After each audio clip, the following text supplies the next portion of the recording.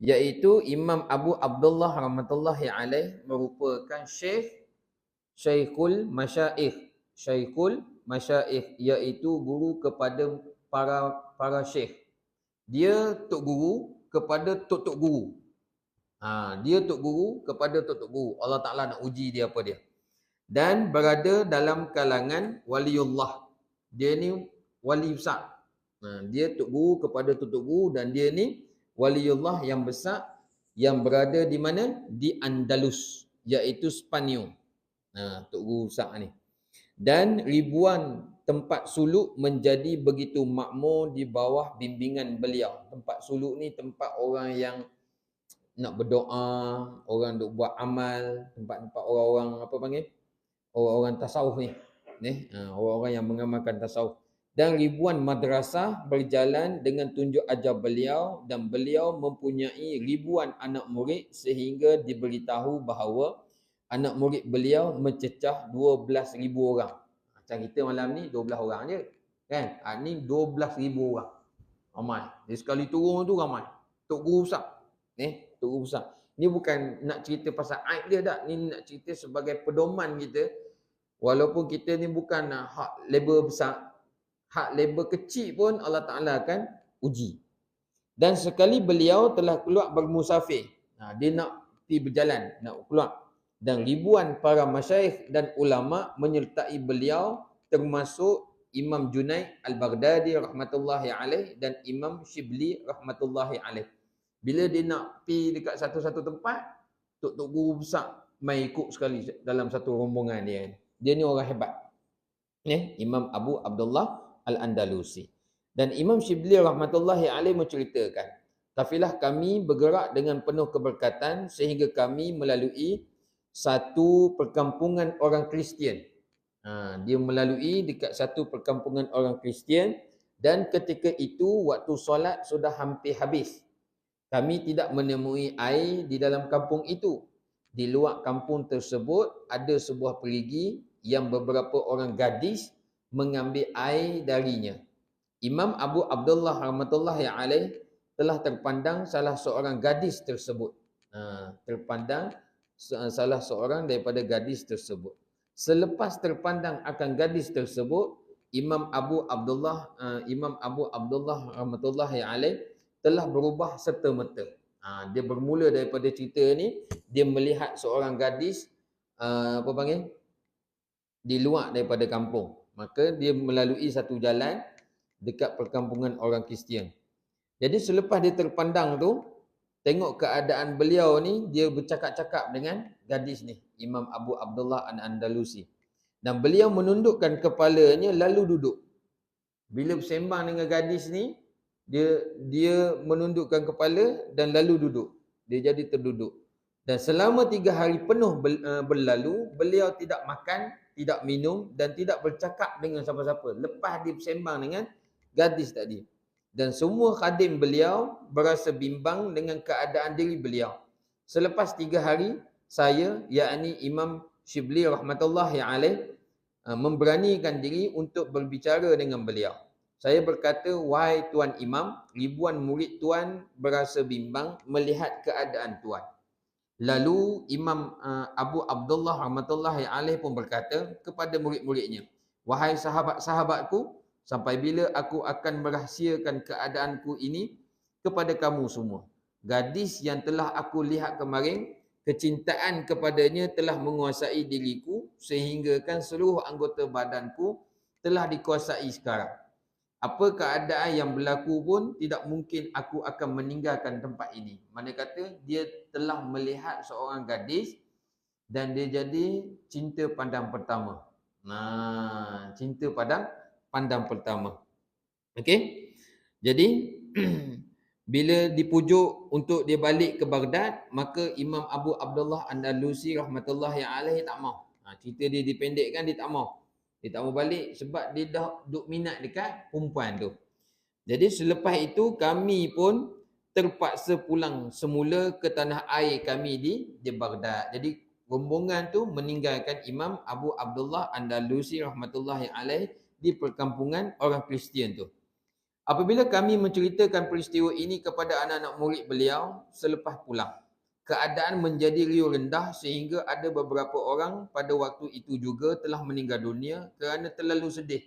Sedih sebab Syekhul Masyaikh, Tok Guru besar ni tak mau balik ke tanah air dia untuk mengajar. Sebab dia duk terkenang dekat seorang gadis ni. Sementara yang lain pula berdoa merintih-rintih di hadapan Allah Subhanahu Wa Taala supaya Allah Subhanahu Wa Taala zat yang mengubah hati.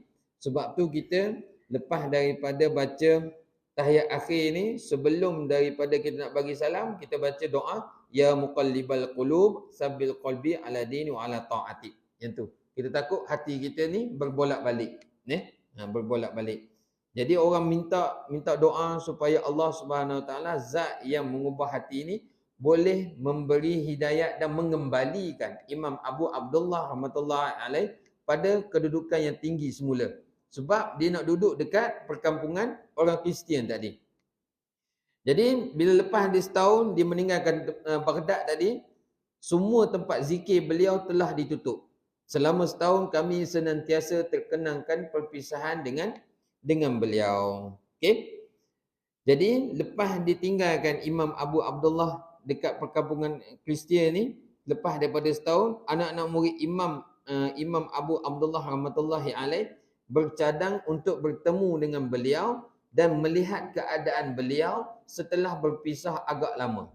Maka sekumpulan murid Imam Abu Abdullah rahmatullahi alaih telah pergi ke perkampungan Kristian tadi. Apabila mereka telah sampai di kampung tersebut, mereka bertanya kepada penduduk kampung tersebut mengenai Imam Abu Abdullah rahmatullahi alaih. Penduduk kampung telah memberitahu bahawa beliau sedang menggembala babi di dalam hutan. Imam Abu Abdullah rahmatullahi alaih menggembala babi dekat tengah hutan. Dia ada kandang situ. Jadi kami pun bertanya, semoga Allah Subhanahu Wa Taala melindungi dirinya, bagaimana keadaan ini boleh berlaku. Lalu mereka memberitahu bahawa Imam Abu Abdullah rahmatullahi alaih telah meminang anak perempuan ketua mereka daripada perkampungan Kristian tadi. Dia pergi minang sebab dia nak kahwin dengan anak perempuan tu. Jadi beliau telah bersetuju dengan syarat mesti menurut setiap perintah bakal mertuanya, iaitu beliau dikehendaki untuk menggembala babi di dalam hutan. Mendengarkan hal ini, kami menjadi tergamam dan jantung kami bagaikan dikoyak rabak kerana terlalu sedih. Sebab nak dapat ke perempuan tadi tu, dia kena menggembala babi. Ni imam besar. Kalau kita tengok secara logik, imam besar kot, kan? Secara logik. Tapi Allah Subhanahu Wa Taala dah membolak-balikkan hati dia. Membolak-balikkan hati dia.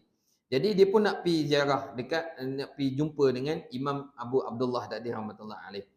Iaitu tanpa disedari air mata kami mengalir begitu deras. Dengan berat hati kami pergi ke hutan tempat di mana Imam Abu Abdullah rahmatullahi alaih menggembala babi. Kami melihat beliau memakai topi Nasrani dan di pinggang beliau terikat zunnah, iaitu sejenis kain yang diikat di badan orang kafir zimmi. Sebagai tanda mereka ialah kafir zimmi. Beliau sedang berdiri di hadapan babi sambil memegang tongkatnya yang suatu ketika dahulu digunakan untuk memberikan nasihat dan khutbah kepada kami. Melihatkan hal ini menambahkan lagi kedukaan di hati kami, yakni anak murid dia. Jadi Imam Abu Abdullah rahmatullahi alaih menundukkan kepala beliau. Apabila menyedari kedatangan kami menghampiri beliau lalu mengucapkan salam. Beliau dengan suara yang agak tersekat-sekat menjawab salam kami. Dia jadi dah lama, dah setahun. Jadi nak jawab salam tu jadi ketak-ketak. Tak boleh. Tak boleh.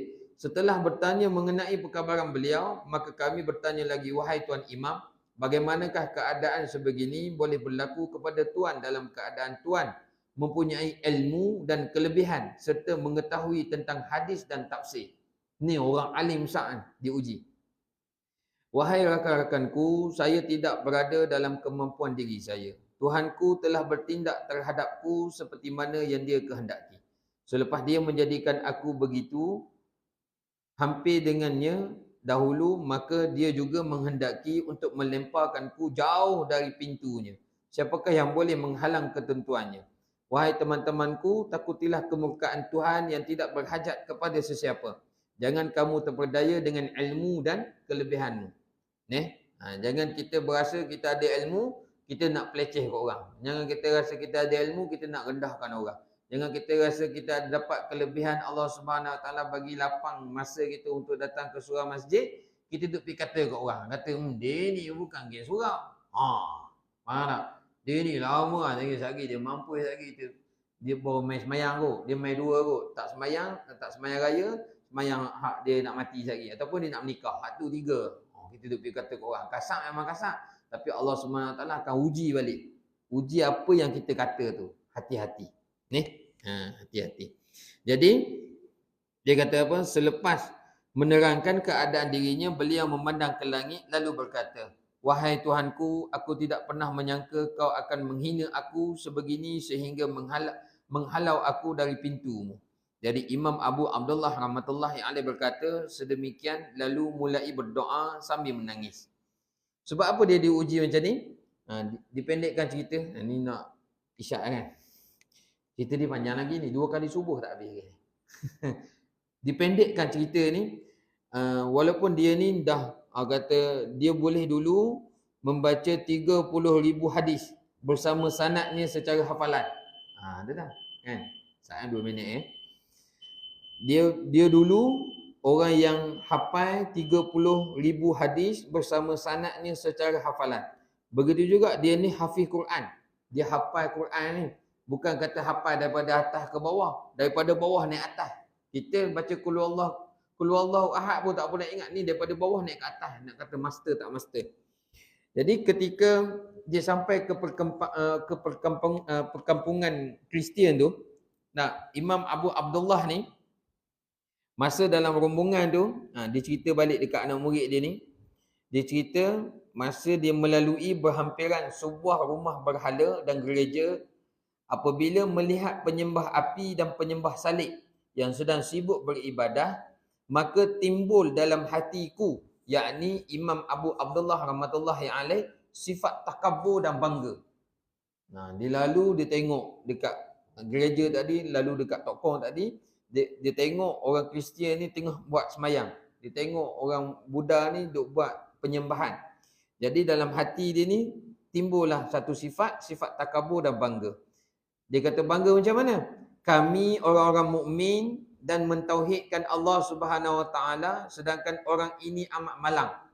Bagaimana mereka ini amat bodoh sehingga boleh menyembah benda-benda yang tidak mempunyai deria rasa. Makna kata pergi sembah patung kosong, hak tak ada apa.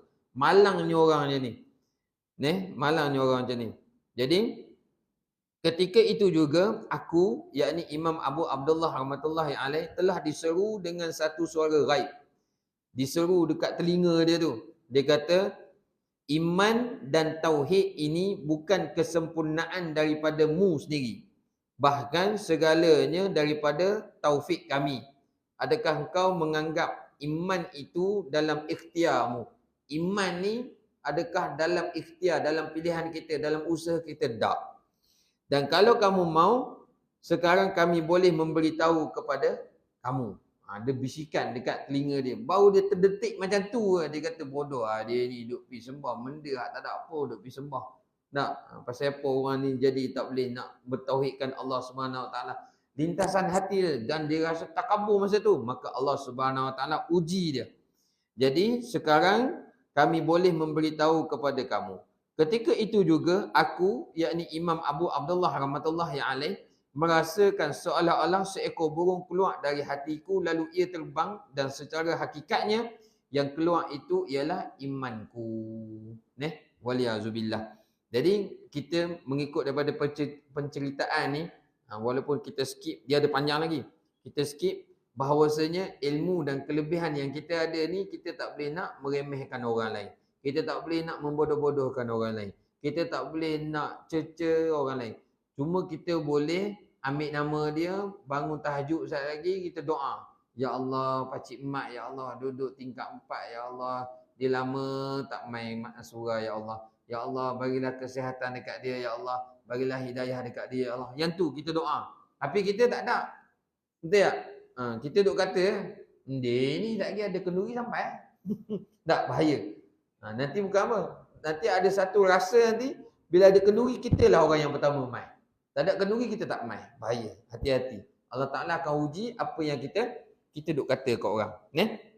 Jadi nanti insya-Allah kita akan cari lagi kisah-kisah yang membawa kepada pedoman kita. Moga-moga dengan kita yang duk talaki, kita yang duk baca Quran, kita yang duk baca hadis, kita yang boleh sembahyang 5 waktu sehari semalam ni, kalau boleh dalam hati kita ni, kita mengikut kadar kemampuan kita. Jangan duk